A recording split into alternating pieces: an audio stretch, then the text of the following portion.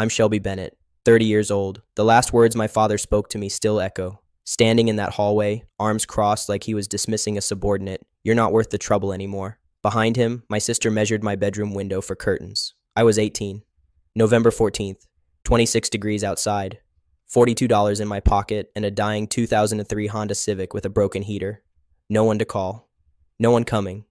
I slept in that freezing car for 3 nights. My phone never rang. Not my mother, not my sister, not a single person from the family that raised me for 18 years. 12 years later, my father found me online. He sent a message, probably expecting forgiveness, maybe even gratitude. What he received was a reply that made him sit in his truck and weep for over an hour, but it wasn't my anger that destroyed him.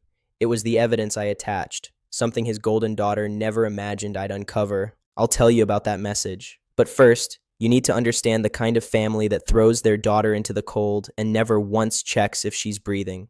Let me take you back to fall 2013. The night everything shattered. Gerald Bennett, my father, 14 years as a United States Marine. He ran our home like a military operation. Lights out at 10, chores on a rotation chart magnetized to the fridge. Zero tolerance for disagreement. Question him, insubordinate. Raise your voice, disrespectful. Do both. You'd pray for mercy you'd never receive. My mother, Patricia, soft-spoken, gentle, the type who'd bake condolence cookies for neighbors but couldn't meet her husband's eyes when he was angry. She loved us. I never questioned that. But love without spine is just witnessing harm and doing nothing. Then there was Jocelyn, my older sister, 20 years old, the golden child. She had one exceptional talent, knowing exactly what our father wanted to hear and delivering it with perfect precision. Yes, sir, you're absolutely right, Dad. I'll take care of it. She spoke fluency in obedience, and in our house, obedience was the only currency that mattered. Me? I was the loud one, the problem, the one who asked why when everyone else said yes, sir. I wasn't rebellious. Honor roll twice, worked weekends at a sandwich shop, but I talked back, and in Gerald Bennett's home, that was an unforgivable crime. November 14th started with a smell. My father claimed he detected something suspicious drifting from upstairs. He announced, didn't ask, announced he'd be inspecting both bedrooms immediately. I wasn't worried. I had nothing to hide. He started with my room, pulled open my desk drawer, and there it was, a small Ziploc bag with something green inside. I'd never seen it before in my entire life. He didn't ask questions, didn't give me 1 second to explain, just pointed toward the hallway and said, "Pack your things." I looked past him. Jocelyn stood at the end of the hall. She wasn't surprised, wasn't upset. She smiled, small, quick, then turned and walked away. I didn't understand that smile then. It took me 10 years to decode what it meant. I turned to my mother. She stood in the kitchen doorway, dish towel twisted between trembling hands, tears already streaming. "Mom, please, it's not mine." She opened her mouth. Nothing emerged. My father's voice sliced through the silence. "Patricia, don't." She closed her mouth, stared at the floor, and spoke words I'll carry forever. "Just go, honey. Let him cool down. I'll talk to him." She never talked to him. Not that night. Not the next day. Not once in 12 years. Upstairs, my hands shook so violently I could barely fold a shirt. I grabbed what I could, clothes, wallet, phone charger, a jacket too thin for November. I didn't own a suitcase. I used a garbage bag. While I stuffed jeans into black plastic, Jocelyn appeared in my doorway holding a tape measure. "I'm so sorry this happened, Shell." Her voice, soft, rehearsed. She tilted her head like she'd seen actors do on television, but her eyes were already scanning the room, the window, the closet, the corner where my bed stood. She was measuring for curtains before I'd even finished packing. I dragged that bag downstairs, through the living room, out the front door. My father stood on the porch, arms folded, jaw locked. He didn't look at me. He looked past me, at the yard, the darkness, anything except his 18-year-old daughter leaving with garbage in November. As I stepped off that porch, I heard Jocelyn's voice behind me, threading through the screen door, sweet and poisonous. "I tried to warn you, Dad. She's been like this for months." I sat in the Honda, turned the key. The engine coughed to life. The heater rattled, then blew freezing air. Just cold air. 26 degrees. $42. That was it. First night. Walmart parking lot on Route 35. Engine off because I couldn't waste gas on a heater that didn't work anyway. Windshield frosted within an hour. I could see my breath. I pressed my forehead against the steering wheel and told myself I'd figure it out tomorrow. I didn't sleep. Not 1 minute. Second night. Library parking lot. Quieter. Darker. 3 in the morning. A flashlight hit my window. Security guard. Older. Gray mustache. Brown uniform. He knocked gently. "You okay, miss?" "Yes, sir." He studied me, nodded, walked away. That man, a stranger whose name I never learned, was the first person in 48 hours to ask if I was okay. Not my father, not my mother, not my sister. A man with a flashlight and a $10 an hour badge. Third night was the worst. My fingers went numb around 9 and didn't come back. I tried calling my father, number blocked.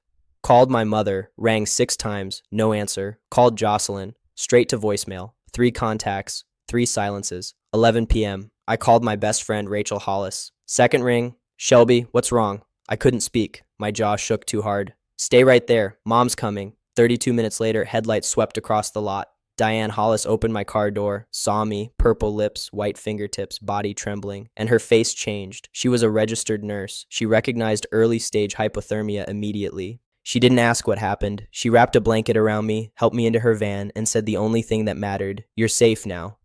Next morning, I woke in the Hollis guest bedroom under a lavender-scented quilt. For 4 seconds, I didn't remember. Then it crashed down, all of it. Smell of oatmeal pulled me downstairs. Nobody rushed. Nobody interrogated.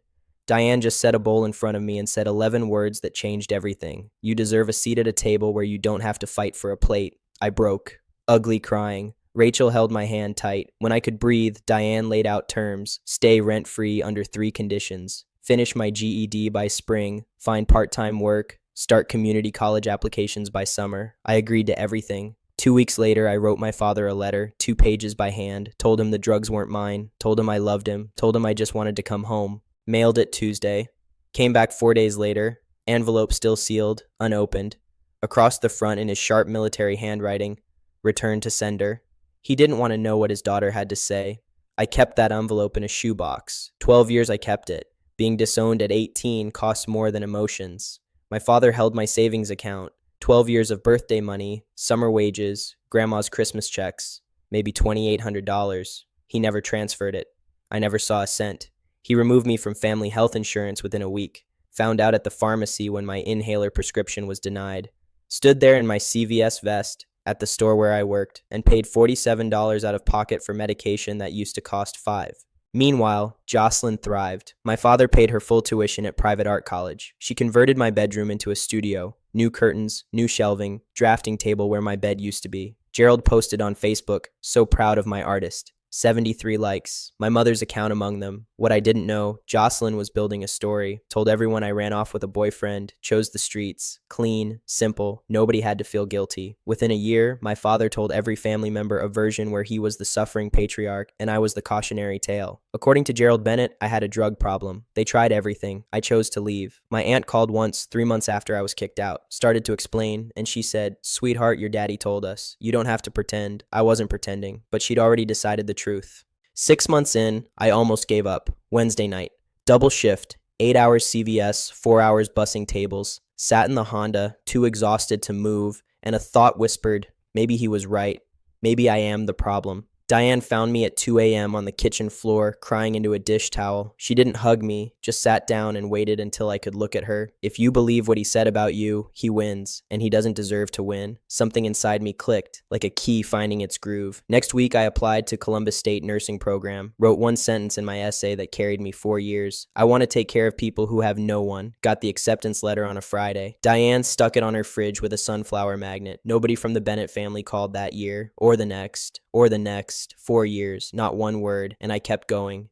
Nursing school, 4 years of sleepless nights and endless coffee. 2 jobs the entire time, CVS and the diner. I studied everywhere. Bus stops, break rooms, laundromats while my scrubs tumbled dry. My GPA hit 3.8. Dean's List 5 semesters straight. Not because I was brilliant, because I carried bone-deep terror of becoming the man my father said I was. Graduation day, May 2017. 4 people in the audience. Diane, Rachel, 2 diner co-workers who'd covered my finals week. That was it. 4 souls in a stadium packed with families holding flowers, balloons, signs screaming, "We're so proud of you." No one held a sign for me. When they called my name, summa cum laude, I crossed that stage, shook the dean's hand, smiled wide for the camera. But look closely at that photo. Really closely. The smile reached my mouth but died before it touched my eyes. I posted 1 picture that night. 2 words. RN. Finally, Rachel commented, "You did it, Shell." My response, "No, we did it.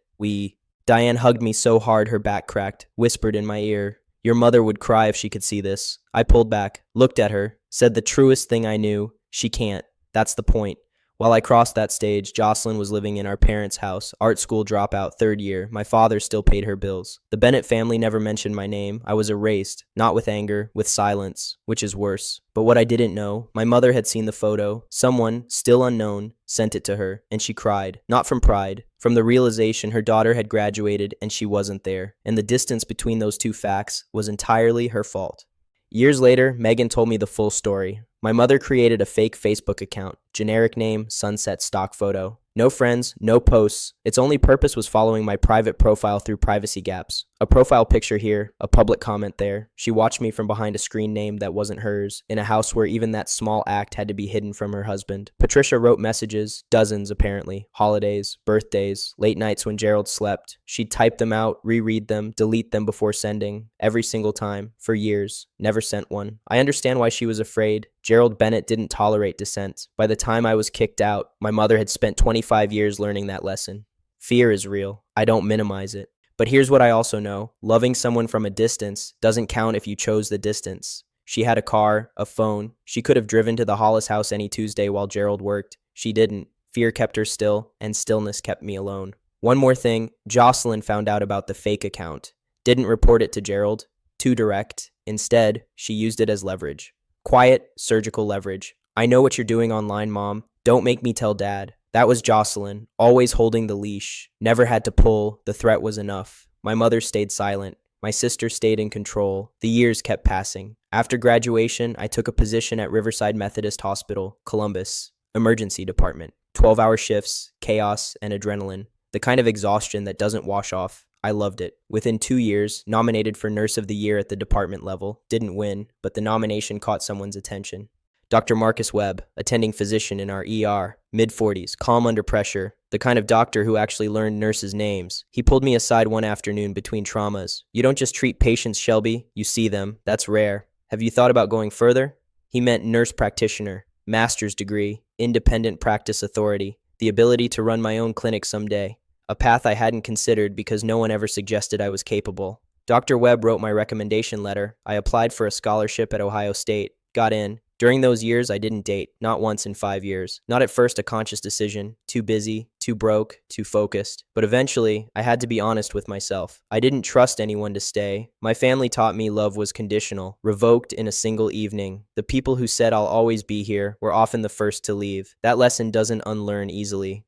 I finished my NP in 2021. Almost immediately, an idea took root. One growing quietly since the night Diane pulled me from a freezing car. A clinic, free, for the people nobody else treated, specifically homeless veterans, men and women who served this country and came home to nothing. Men like my father, if he'd been less lucky. I chose that population for a specific reason. I knew what it felt like to be abandoned by the people supposed to protect you. And I never wanted anyone sitting alone with that feeling the way I did. Building a clinic from nothing takes exactly as long as you think, plus 2 years, 24 months writing grant proposals, sitting in nonprofit board meetings, touring vacant spaces with leaky ceilings, learning vocabulary I never expected, zoning variances, 5001(c)(3) compliance, Medicaid reimbursement structures. Dr. Webb served as medical advisor. Diane connected me with a veterans advocacy network. A regional foundation awarded us our anchor grant. We opened in a converted storefront on Livingston Avenue. I named it Second Chance Community Clinic. Free or sliding scale care for homeless and uninsured veterans, primary care, mental health referrals, prescription assistance, the basics that shouldn't be luxuries but are. Columbus Dispatch wrote a feature. NBC4 did a 3-minute evening news segment. They filmed me taking a patient's blood pressure, something I'd done 10,000 times, suddenly with a camera. Headline, Local Nurse Practitioner opens free clinic for homeless veterans. I didn't build it to prove anyone wrong. I didn't build it for headlines. I built it because someone should have been there for me November 14th, 2013. No one was. And I never wanted another person sitting in the cold wondering if anyone would come. I named it Second Chance, not because I believe in second chances, because I know what it feels like when nobody gives you one at all. The article ran on a Sunday, circulated locally, picked up shares online, faded within a week. But it didn't fade for everyone. Somewhere in Dayton, Ohio, an hour west, that article landed on a screen it was never meant to reach. I didn't know that yet.